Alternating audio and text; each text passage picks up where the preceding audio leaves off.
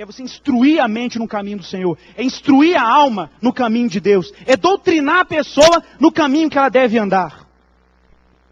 Pois bem, por isso, gente, esse texto é brilhante.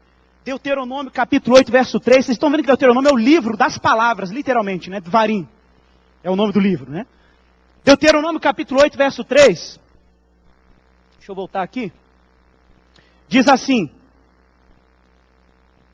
Ele te humilhou, te deixou ter fome, te sustentou com maná, que tu não conhecias, nem teus pais, para te dar a entender. O que ele está nos ensinando? Te dar a entender que não só de pão viverá o homem. Do que o homem vive então? Ô, gente, isso aqui é muito sério. Vocês estão brincando aí, mas esse negócio é sério. Não só de pão viverá o homem, mas de tudo que procede da boca de Deus. Ué, então quer dizer que eu não preciso trabalhar mais para ganhar o meu pão? Eu já falei isso para vocês. Você não tem que trabalhar para ganhar pão. Você tem que trabalhar porque é mandamento. 6 dias trabalharás. Só por isso que eu trabalho. Você não trabalha para ter carro zero, para ter uma casa melhor, para ter um filho melhor. Não, eu trabalho porque é mandamento. Simples. Agora, existe resultado do trabalho? Existe. Existe um Deus que abençoa o homem? Existe. Mas que isso venha de Deus, não do meu trabalho. Mas pode vir do seu trabalho? Pode. Se eu for diligente, se eu for dedicado, ele vai mandar. Mas existe gente dedicada, diligente, que não ganha nada? Existe. Peraí, se existe gente dedicada, que trabalha e não ganha nada, então quem é que dá as coisas no final das contas? Deus. Então por que você trabalha? Por obediência. Por que você dá o dízimo? Para esperar a recompensa? Por obediência. Não é esperando recompensa. A recompensa vem. E pode não vir, porque isso é da competência de Deus. Mas a obediência eu tenho que fazer. Tá claro? Eu vivo pela palavra. Nós vivemos pela palavra. Nós não vivemos pelas recompensas. Nós vivemos porque Deus ordenou e temos que fazer. Gente, o pão mata a fome, mas só a palavra vence o que mata o homem. Concorda? Vou repetir. O pão mata a fome, mas só a palavra vence o que mata o homem. Só ela. E aí, gente? E aí que Deus, vendo que a palavra é importante, Ele disse: no princípio era o verbo estava com Deus. O verbo se fez carne, a palavra se fez carne. Olha que coisa interessante. Vendo Deus que o homem tinha que acabar de vez com os seus ídolos, Ele radicalizou. Ele falou: eu vou enviar a minha palavra em carne. Ela se fará carne e ela habitará no meio de vós. É a árvore da vida para aqueles que nela se apegam. É a árvore.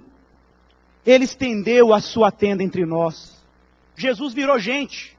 A palavra virou gente. Não existe melhor forma de compreender a palavra quando você se relaciona com a palavra.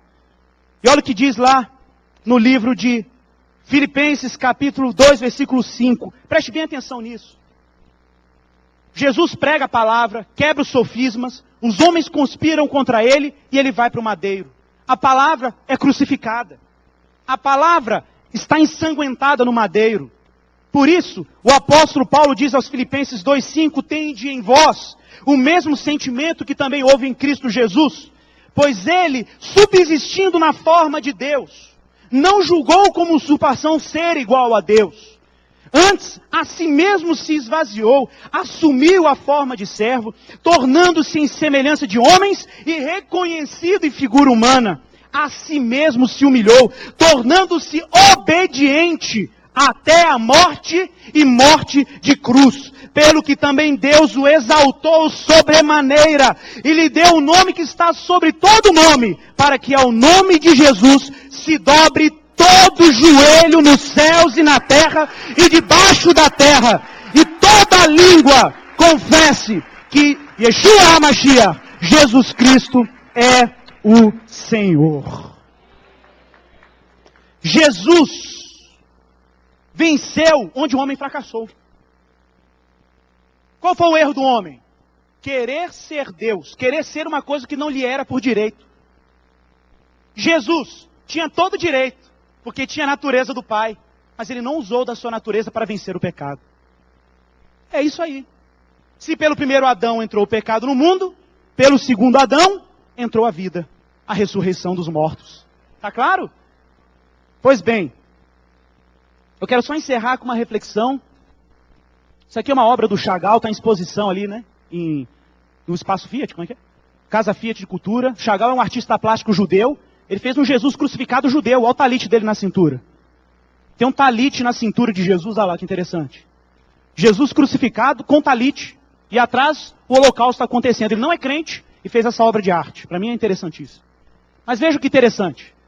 Gramaticalmente nós sabemos que entre o sujeito e o predicado existe o quê? O verbo. Interessante isso. Interessante isso. Espera aí, o que é o predicado? É tudo aquilo que eu devo ser. O predicado é aquilo que determina as características do sujeito. Concorda comigo?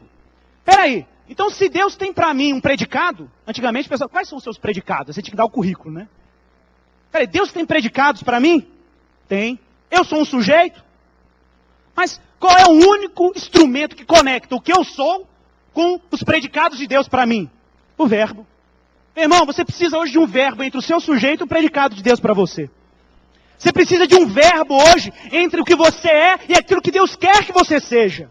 Você precisa de uma palavra que entre no seu destino, entre na sua história de vida, entre na sua biografia, para que você viva plenamente aquilo que Deus ordenou para você desde a fundação do mundo. Coloque de pé, eu quero ler um texto de Apocalipse. Para fechar. Eu quero te dizer que a crise de existência do homem hoje, por falta de um verbo, porque Deus tem um predicado para cada homem, diga amém? Deus tem um predicado, Deus tem um papel, mas ninguém quer o verbo. Por isso os homens são um monte de sujeito, sem predicado. Querendo o predicado, mas não chegam no predicado, porque não querem o verbo. O verbo se fez carne, habitou entre nós. O verbo de Deus foi para a cruz. O verbo de Deus ressuscitou dentre os mortos. Mas o verbo voltará. Vi o céu aberto. E eis que um cavalo branco. O seu cavaleiro se chama Fiel e Verdadeiro. Julga e peleja com justiça. Os seus olhos são chamas de fogo na cabeça. Há muitas diademas. Tem um nome escrito que ninguém conhece, senão ele mesmo. Ele está vestido com um manto tinto de sangue. E o seu nome se chama o Verbo de Deus. E seguiam-nos os exércitos que há no céu montando cavalos brancos, com vestiduras de linho finíssimo, branco e puro.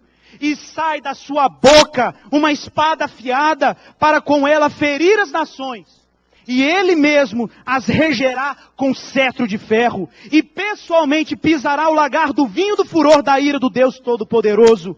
E ele tem no seu manto e na sua coxa um nome escrito: Rei dos Reis e Senhor dos Senhores. Amém e amém.